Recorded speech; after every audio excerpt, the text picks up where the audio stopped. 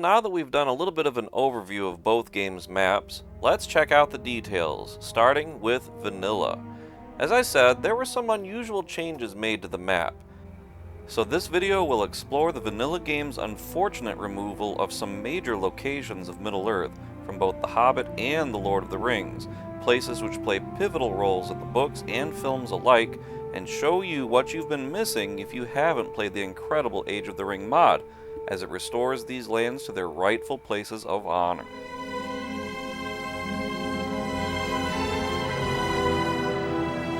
We'll start with probably the most minor detail I know of, Nan Curunir, the Wizard's Vale, also known as the Valley of Saruman. In the books, Isengard is located within a valley, as indicated on the map for the books. You can even see a red arrow pointing to the valley for clarification. Compare this to the vanilla maps. In both the high-res and the in-game map, you can clearly see that there simply is no valley at all. But in AOTR, they are faithful to even this small detail. Granted, it's not very important in some ways, but if Tolkien included it on his map, it is an important detail. And honestly, some of the most odd or even egregious choices made in the vanilla game is to not include important places, like Edoras, the capital of Rohan. Other oddities are to have the geography include the shape of Dol Amroth, but not actually include the citadel itself, even for having included the Knights of Dol Amroth in the ROTWK game.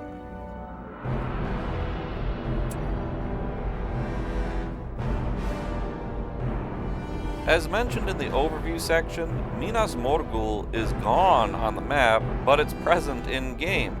And you can see the Tower of Cirith Ungol on the map, but it's not in the game. But all these and more are corrected in AOTR. Rohan now includes Edoras, with a stunning recreation of the House of the King of the Golden Hall, Merusal.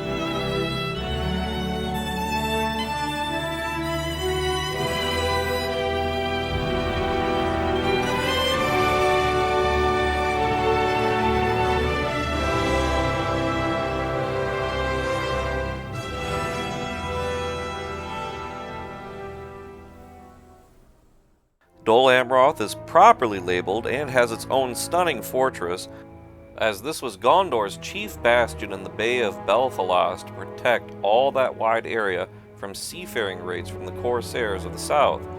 The Prince Imrahil ruled this great city, and it was from here that the mighty host of knights marched to the aid of Minas Tirith in the War of the Ring.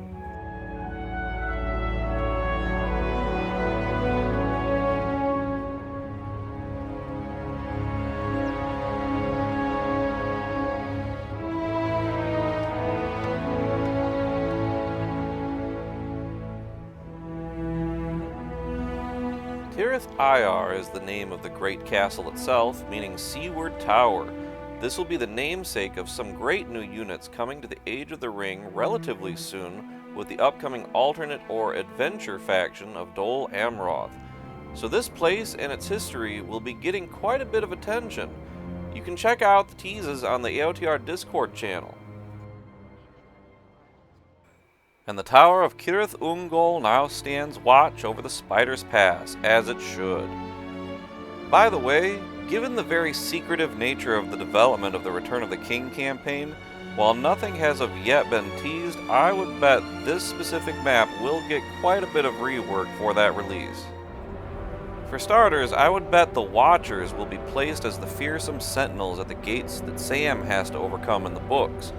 This is one of their older maps by far, so it would honestly surprise me if this weren't reworked.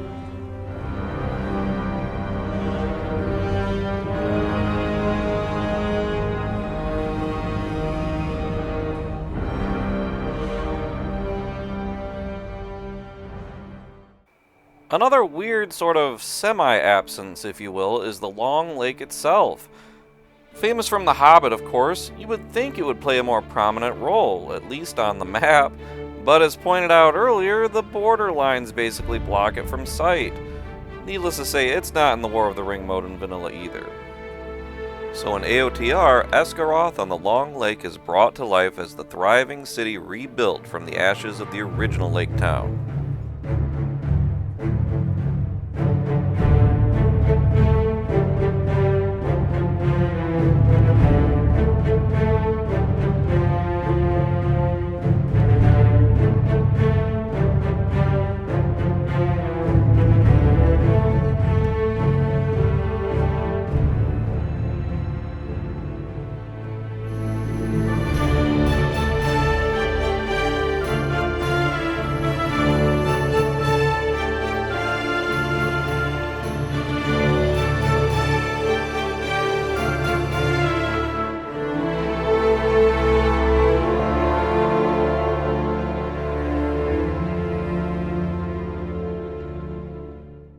There are some other fairly noteworthy aspects lacking in this map, but for those who know the books well. In vanilla, Pelargir, the great city and fortress at the mouth of the Anduin River to protect entrance up the river, is basically a little town, certainly not having any weight on the Living World map. The same holds true for Umbar, the great and much feared coastal fortress. It's not even in the right geographic location. It's in the place of Harondor, not Umbar. While these things and others like them may seem trivial, to folks like myself who have a real heart and love for the source material, if you're going to include these places on the map, they better be done right. And this Umbar, it just doesn't cut it. Recall in the book's Middle-earth map from the last part of the series that Umbar is called the City of the Corsairs. Does this look like a city? In the books, it is called a great haven, a stronghold, and a fortress, and was key to Numenor, Gondor, and later the Black Númenóreans holding those lands and the coasts for over a millennia of warfare off and on. It's just not happening with this version, let's be real. We'll see in the Age of the Ring mod how much of a difference some real thought and ingenuity has made to bringing this location to life, thankfully. In AOTR, Pelargir and Umbar both are the behemoths they're supposed to be, and on the Living World map, much like Dol Amroth, they play key roles in the defense of these coastal areas via the all-new Docks Living World mechanic. I'll go into more detail on that later in the series. Now this is the City of the Corsairs, great haven, fortress, and stronghold indeed. It's said in the books that many ships were needed at times to lay siege to this place, and you can see why.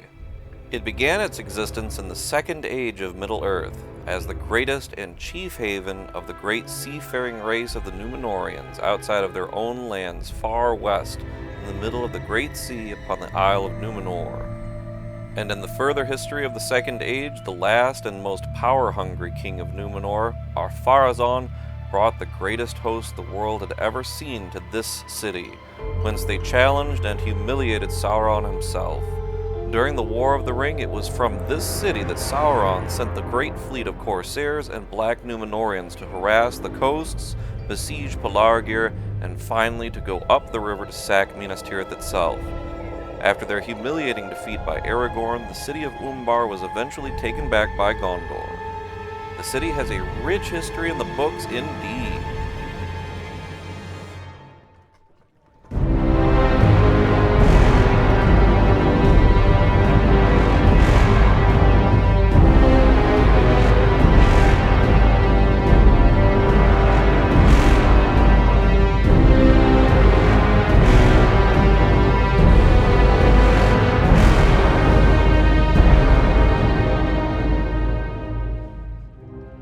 And Pelargir is no different. In the books, this is where Aragorn led the Grey Company and the army of the dead to take the host of ships coming up from Umbar.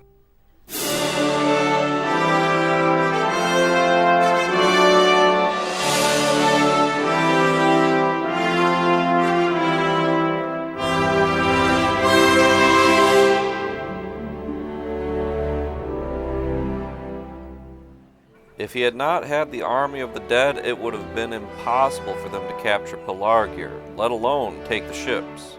In the books, this city and fortress is critical to the defense of Gondor, as it is situated at the mouths of the Anduin, thus protecting any entrance into Gondor up the river and protecting a very wide area of Gondor all about the fortress.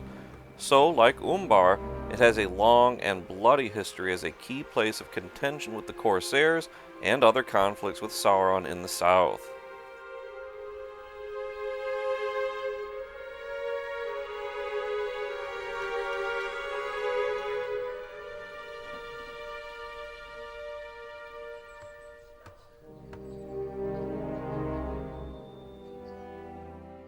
There are two further, rather serious absences from the vanilla map which go hand in hand: the mountains of Mirkwood and the halls of the Elvenking, all in northern Mirkwood. The mountains of Mirkwood don't really come into the story, but they are a major feature of this area. You can see in the map of Wilderland from The Hobbit that it has some details not included on the main map in The Lord of the Rings, such as the name of the enchanted river and the mountains Thranduil's stronghold lies in. The Elvenking Thranduil's underground mountain fortress, of course, plays a major part in both the books and films, yet is nowhere to be found in vanilla War of the Ring. But the weird thing is, the AOTR map combines the two. No longer are they separate, but together. Very strange. And as if that weren't strange enough, there is the description of the territory northern Mirkwood. It says that the enchanted river and the mountains of Mirkwood both lie between the two paths through Mirkwood. This is true in the books as we just saw, but not on the AOTR map. You can clearly see Thranduil's halls are the image of the mountains of Mirkwood from the book's map. Yet the forest gate where the northern path is supposed to start is south of those mountains. Presumably, the northern path would still run on an east-northeast curve up to Thranduil's halls, but still south of AOTR's mountains of Mirkwood the whole time. So unless the northern path was moved much further north by the AOTR developers, this description is way off along with the Mirkwood map. But it gets stranger still. Notice they moved Thranduil's halls to be right in the confluence between the Enchanted River and the Forest River. This is just west of the official map's location. I thought that perhaps this change may have been for gameplay value, as lame of an excuse as that would be, but the odd thing is the Mirkwood territory is the exact same as the map in skirmish mode called Mountains of Mirkwood, which has the same description as the War of the Ring territory northern Mirkwood. So it's all mixed up. Not sure exactly what's going on here. Hopefully this can all somehow be corrected in a future patch to preserve the authenticity of Middle-earth. The AOTR devs have been really good about this elsewhere. But back to the halls of the Elvenking map itself.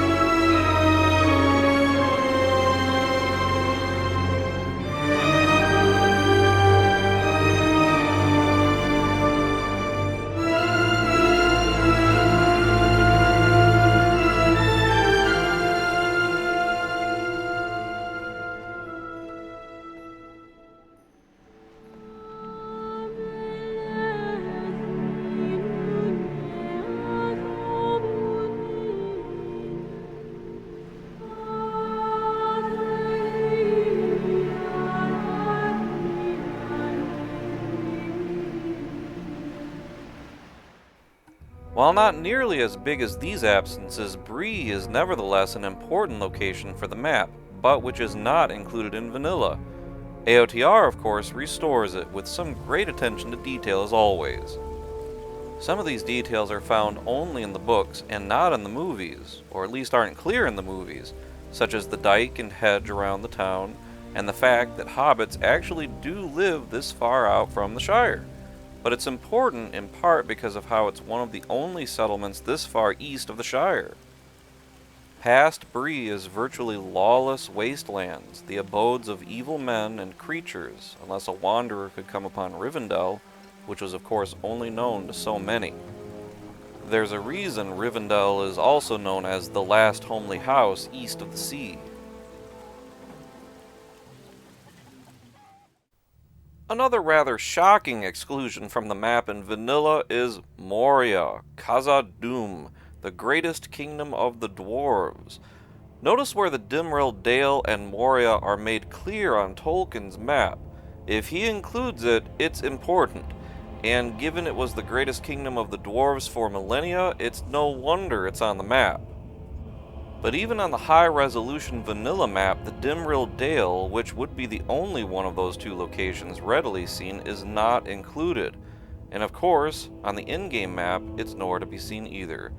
It could have been a location to be selected below the Redhorn Pass, as in the AOTR map, but this is not so.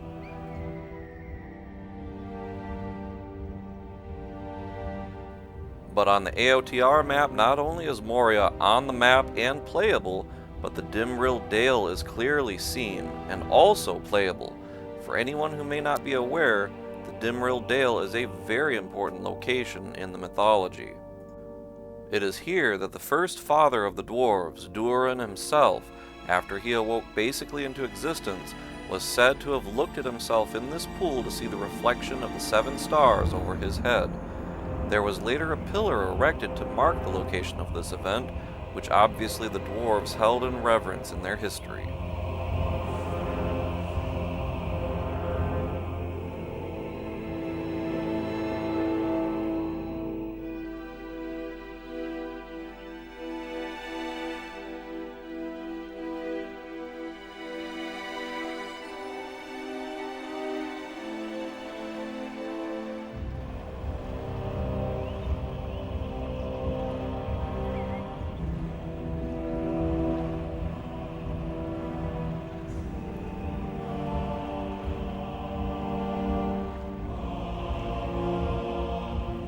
Here we have Moria, Khazad-dûm, and AOTR in so much of its fallen glory. And yes, it is complete with Balin's tomb. It is here that the first mansions of the dwarves were delved by Durin himself, and so is the first and oldest of all dwarf kingdoms, becoming the greatest and most glorious before falling into ruin under the shadow of Sauron, when the dwarves were given the 7 rings, and evil things slowly destroyed for thousands of years these great halls.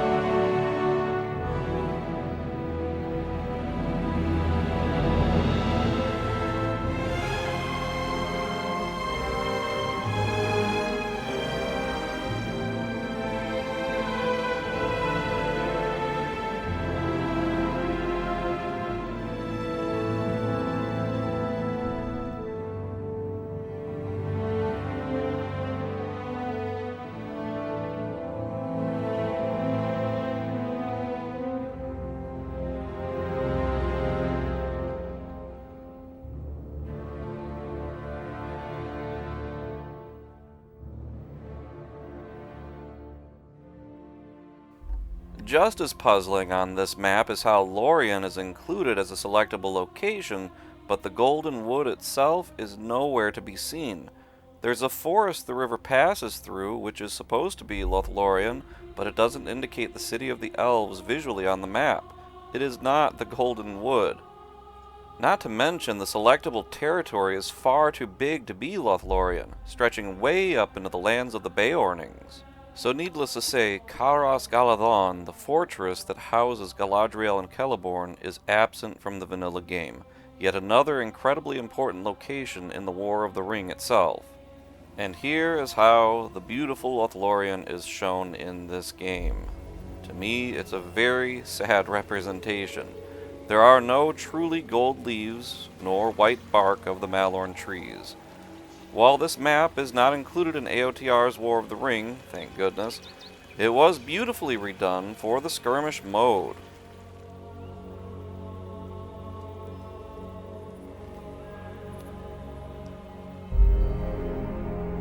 What is included in AOTR is this beautiful map for Lothlorien, so serene and peaceful, appropriate for the land under the protection of the Ring of Adamant.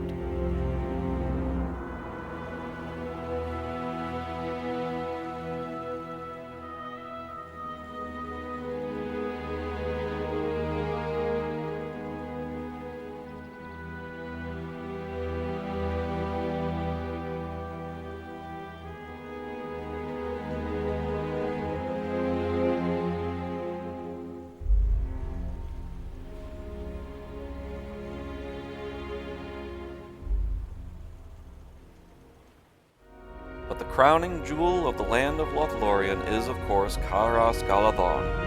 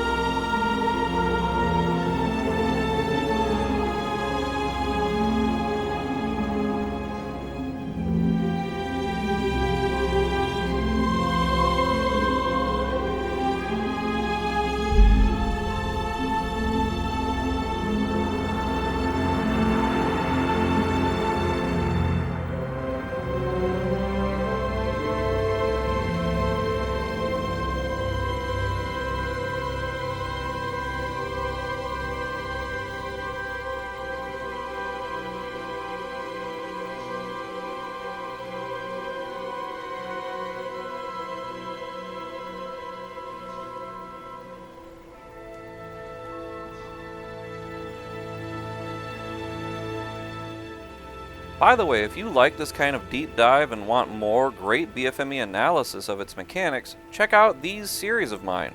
There's the Attribute Modifier series, where I break down in great detail how modifiers actually work, comparing the vanilla games to the massive overhaul the Age of the Ring mod implemented over them. There's also the Stealth series, where I show how stealth really works, again comparing vanilla to AOTR, and the beginning of the unit analysis series with the Berserkers unit. I also have a growing library of tutorials on how to use the BFME World Builder and how to mod, along with lots of great gameplay videos besides. As you've seen, there are so many lands of the peoples of Middle-earth artificially, and some may argue arbitrarily, lost in the vanilla game, only to be restored by the amazing Age of the Ring mod. In the next episode of this series, we'll go through some great side-by-side comparisons of the most iconic locations of Middle-earth found in both games.